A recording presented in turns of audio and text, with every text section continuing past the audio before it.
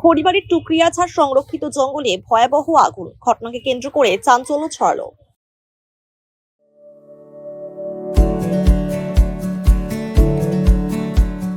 Pamper, not just a hospital, but a mother.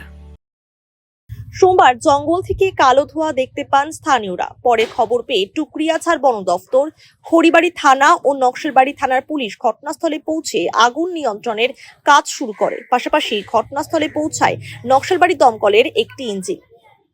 কয়েক kilometre জুড়ে এই আগুন লেগেছে। বনাঞ্চলের পাশে বেশ কিছু গ্রাম থাকায় আগুন ছড়ালে আশঙ্কা বাড়তে পারে মত স্থানীয় বাসিন্দাদের। তবে ইতিমধ্যেই আগুন কিছুটা নিয়ন্ত্রণে বলে বন দপ্তর সূত্রে খবর পাওয়া গিয়েছে। আমরা এখান থেকে দেখলাম যে জঙ্গলে পুরো ধোঁয়া উঠতেছে। জঙ্গলে যা দেখি যে পুরো আগুন লাগিয়ে গেছে জঙ্গলের ভিতরে। তো একটু আগে একটা ফায়ার ব্রিগেডের গাড়ি আসলো, একটা দিয়ে হবে না এই জায়গায়, আরও 2-3টা গাড়ি লাগবে এখানে। আমাদের বাড়ি জঙ্গলের সামনেই, আর একটু পরে আগুনটা এদিকে চলে আসবে, আমাদের গ্রামের আগেই চলে আসবে। পুরো ভিতর থেকে একদম গ্রামের কাছে চলে আসছে আগুনটা জ্বলতে টুকরিয়া বাজার ঝাড় ফরেস্ট।